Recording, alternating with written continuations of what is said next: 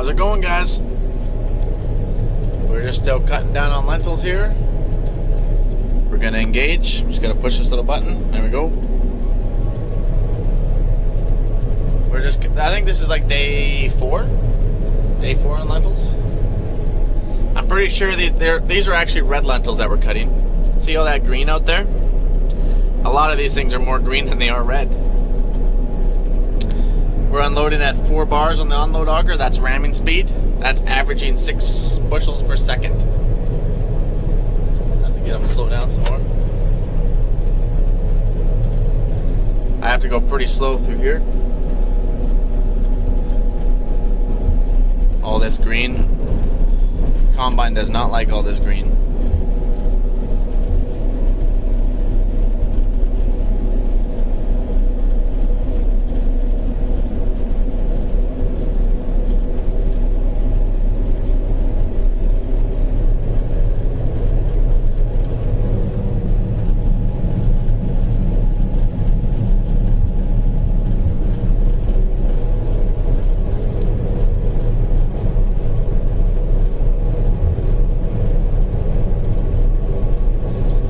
That's a 2,000 bushel grain cart. Brent grain cart.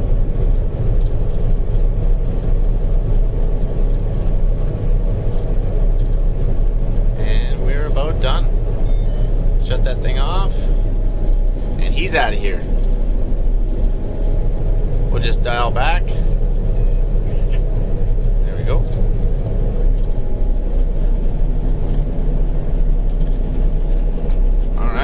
Now we can get up more up to speed. These dry lentils go through good. Green lentils do not go through good. As you heard the combine going rumble, rumble, rumble, rumble, rumble, rumble, rumble. So we do have all 7 combines fully operational.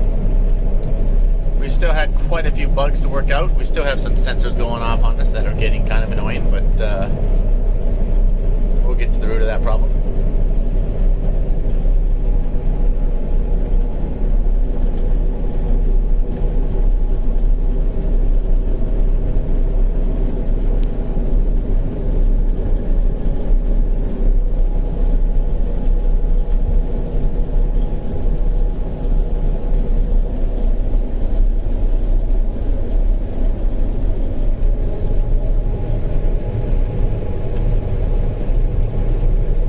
I'll have to do a video with you guys about all the updates that they've done to this thing and how well they've been working. Because so far I have not been digging out the back end of my combine. And last year I was doing that a lot. Like 6 times a day. And like a 45-minute dig out every time. Unless you had 2 people. If another combine stopped to help you, then you could speed that process up. But yeah, it was disastrous. So far I haven't plugged. See all that green out there? Why is the windshield wiper, hold on, I'm going to try to move that, always in our way?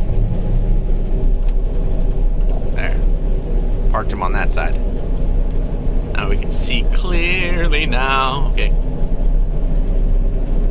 That's Jared. One thing that I would like these combines not to do is when you hit 3/4 full, you see that he's blinking? Well, he's only 3/4 full. I would like to have a like the John Deere's where they blink periodically when you're 3/4 and then you blink full on when you're full, because it really confuses the grain carts. The grain carts don't know what to do. They don't know, they can't see, is one more full than the other, or at least if they blinked periodically, then they could make those decisions quickly from their cab.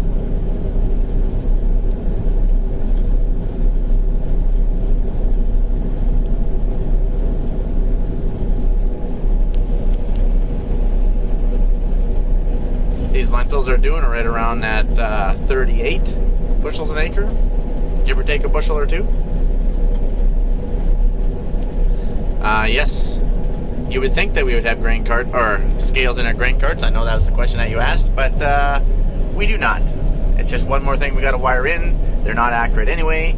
Everything gets weighed into the bin. That's the most accurate. The bins don't lie.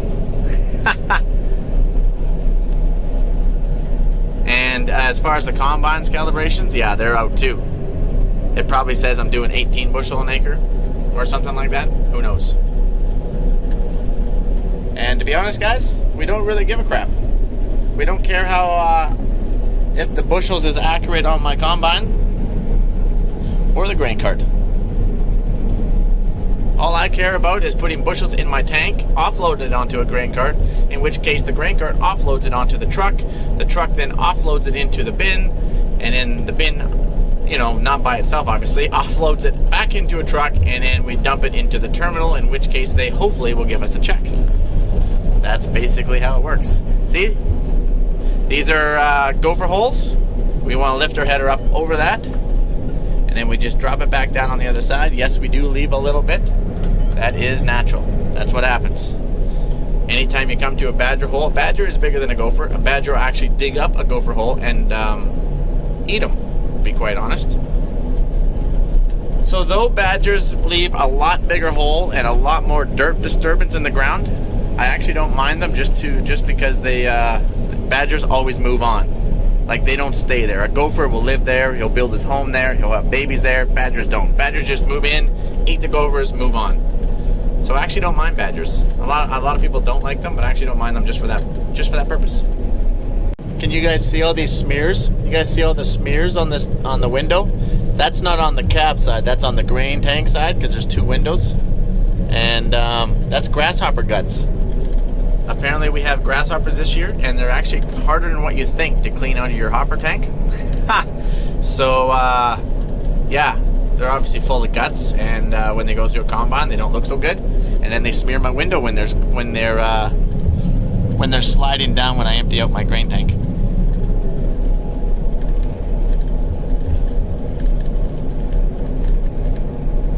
If you can tell that Jared's going around that green slough out there, you got to be careful how much green you go through, guys, because you're not allowed very much. I think you're only allowed like 0.5%. It's either 0.5% or 1%, but we just assume it's 0.5% because it's always good to be on the conservative side.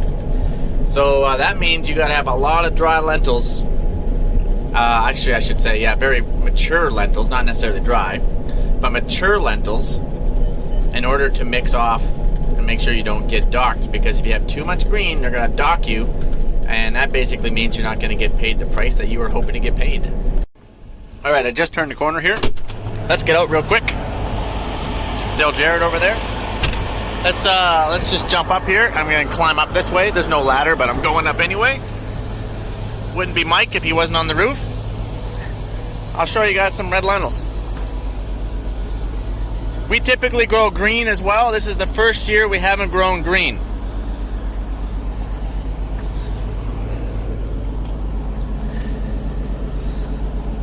There you go. See, I'll show you. They're very thin, right? They actually have a coating on them. See if I can't find one. Here you go. See, that's a cracked. You see, if you break this colored coating off, then that's what's revealed. You guys see that? So you don't want to break the coating, and you definitely don't want to have it cracked, because we're going to get docked for that little guy. Not much, mind you. But if you had a lot of cracked, because cracks weigh up, and that's called foreign material. And then when you take this stuff to the elevator, they're going to put it like through a little shaker and a little cleaner, and then they're going to take all the good stuff, and then they're going to collect all these grasshoppers, the chaff, the splits. We call them splits. Then they're going to weigh it, and then whatever they weigh, they're going to dock you for that whole semi-load, whatever that average would be. So you want to have a pretty clean sample. See, we still got a few grasshoppers. They're actually harder to clean out of a sample than you think. But very good sample, to be quite honest with you. If you do have to have foreign material in your tank, you would want chaff like this. Those are just a pod. That's a shell, right? That's what the lentil was in, if you didn't know, okay? Because they don't weigh up to nothing. So you would rather have a dirty sample. Whoa, I almost fell in the tank here. Dirty sample due to chaff than splits, because splits will weigh up, but chaff doesn't.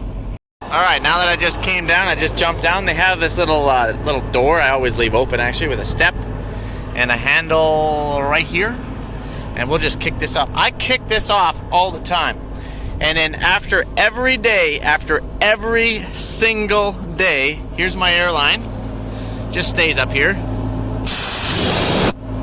There's like a lot of pressure on that. We blow this thing off so it looks brand spanking new every night. We pop all those shields off, pop all these shields off, we get in here, we blow out all this, we blow out in here, we blow out in here, we blow out underneath there, all the belts, dump that, blow it all out. See my dust mask? Because it's awfully dusty. But yeah, that way, I don't like any buildup. I like keeping my stuff clean, and actually everybody does it. So let's just start. Okay, I'm gonna put the phone down. There we go, kicked it off. That will do for now. Let's show you some lentils.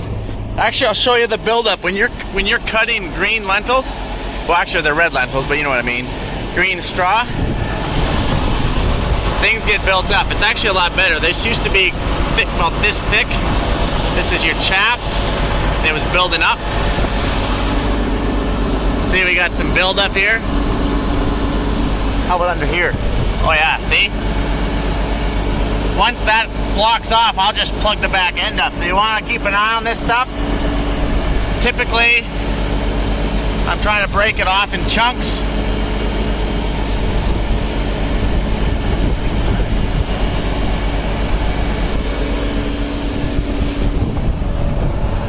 See? More build up. That's really thick right there. About that thick.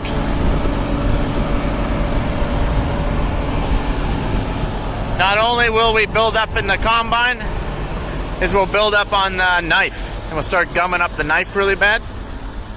I'll show you that while I'm out here too.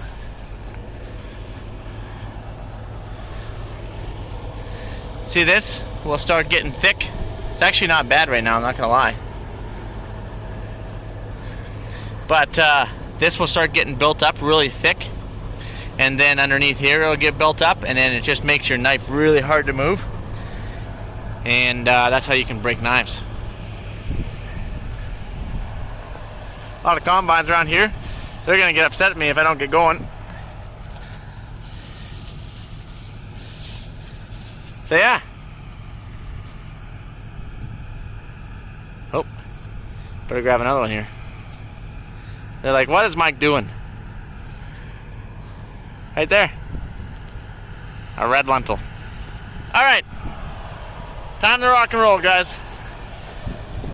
Oh, we're chewing up some green stuff.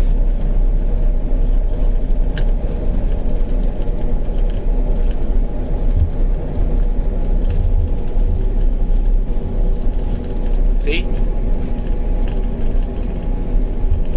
Let's look in the tank. Okay, you can see those greens coming in now, those other weird looking things. So you gotta be careful with that, how much green you take in.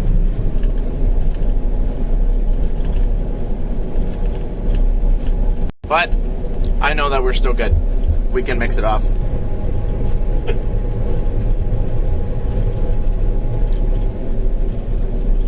Brian right now is on the tracked unit. And its auger is also extended. If you're wondering why the auger is twice as long as the combine is. Alright, on the last pass, you guys. This field is done. And we're moving. You know, I should have did a video. We just crossed the highway and there's a bunch of construction guys that are reworking on the highway, and sometimes I just completely forget the video when I'm like, I should totally be videoing right now. But anyway, with saying that, we're going to this field right here. This is 2 miles long. This is like a 17 or 1800 acre field, all one. So it is pretty cool. Right, there's our approach right there. We're going to drop this a little bit, drop our header down so we can see. We're going to pull back. It's actually kind of hard to do with one hand. But I do love this joystick though, I don't have to hold it. Okay.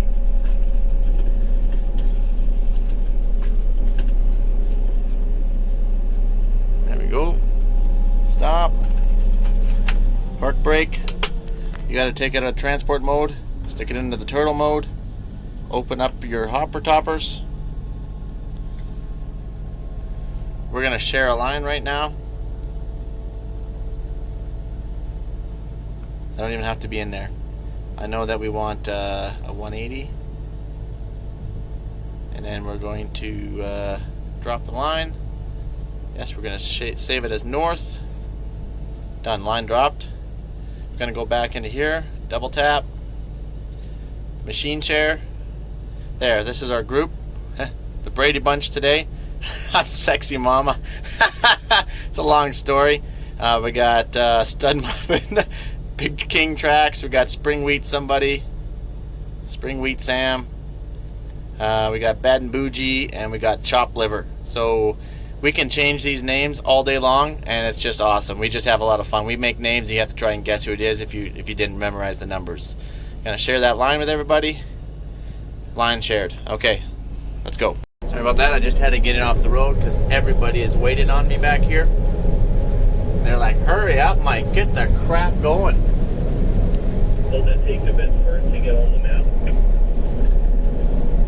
It's kind of chaotic right now because everyone is trying to get in off the road. Everyone's just trying to, we want to cut out a big patch for the trucks and grain carts to come in and dump.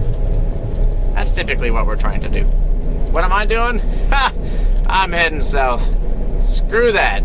I mean, what? No, sorry. We're just a couple combine drivers here. We're just trying to walk them through accepting it because you have to accept it and load it up. Otherwise, you won't have the line. So it's pretty cool to be able to share the line. And then up here, we can actually share the combine settings.